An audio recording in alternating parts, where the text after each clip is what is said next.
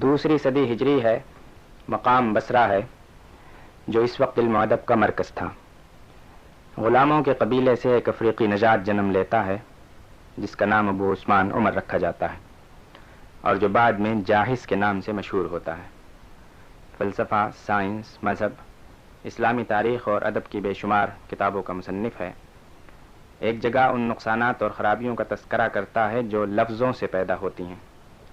وہ کہتا ہے کہ اس دنیا کے امراض کو دیکھو تو تم کو پتہ چلے گا کہ وہ ایک لفظ سے شروع ہوئے۔ اس لفظ کے استعمال سے ایسے نہ ختم ہونے والے جھگڑے شروع ہوئے جیسے کہ قبیلہ بکر یا قبیلہ تغلب کے تھے۔ پرانے زمانے کی لوگوں کی تاریخ کا مطالعہ کرو تو پاؤ گے کہ بے شمار آدمی محض اپنی زبان کی وجہ سے مارے گئے یا اس لیے تباہ ہوئے کہ ان سے غلط لفظ ادا ہوئے تھے۔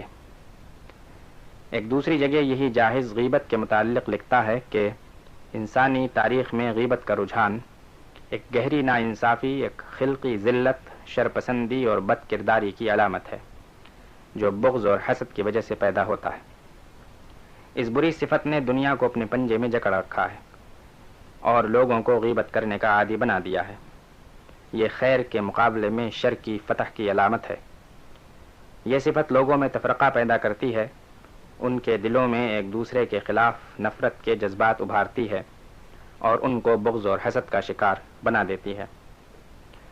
امیر معاویہ نے کسی سے پوچھا، تم جانتے ہو کہ شریف آدمی کی علامت کیا ہے؟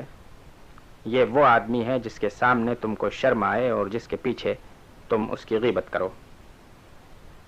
حسد کے متعلق جاحظ ایک دوسری جگہ لکھتا ہے، جہاں تک میرا تعلق ہے میں سچے طور پر یہ سمجھتا ہوں کہ اگر حاسد کو سزا دینا میرے اختیار میں ہوتا تو میں اس کو اس سے زیادہ سزا نہ دیتا جو خدا نے ان کو دے رکھی ہے، یعنی یہ کہ وہ خود تشویش اور حسد میں مبتلا رہتے ہیں۔ خدا ان کے حسد میں اضافہ کرے، یہ ان کے لیے کافی سزا ہے۔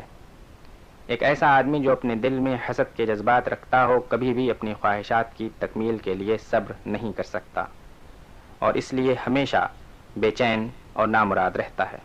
غور کرو، حضرت یوسف کے بھائی پیغمبروں کی اولاد میں سے تھے اور دنیا کے رموز سے باخبر تھے اور اس حسد سے بے خبر نہ تھے جو ان کے دل میں حضرت یوسف کے خلاف پیدا ہو رہا تھا، لیکن اس کے باوجود انہوں نے اپنے باپ سے پختہ وعدہ کیا اور قسمیں کھائیں کہ وہ حضرت یوسف کی خبر گیری کریں گے اور اس کو اپنی جان سے زیادہ عزیز رکھیں گے، لیکن انہوں نے اپنے وعدے کا پاس نہ کیا اور بلا کسی قصور کے اپنے بھائی کو پکڑ کر ایک کنویں میں پھینک دیا۔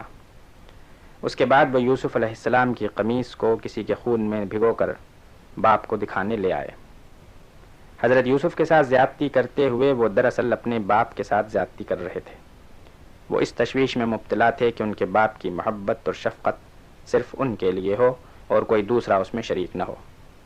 انہوں نے یہ سمجھا کہ وقت رفتہ رفتہ باپ کے دل سے حضرت یوسف کی جدائی کے زخم کو مندمل کر دے گا اور دوسرے بچوں کے لیے باپ کی محبت حضرت یوسف کو بھلانے میں مدد دے گی۔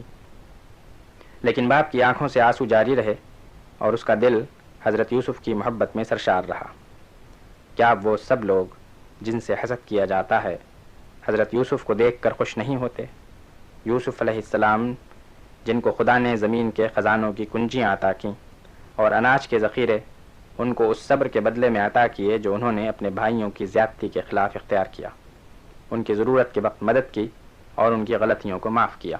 محرم 255 ہجری میں جاحظ نے 95 برس کی عمر پا کر انتقال کیا۔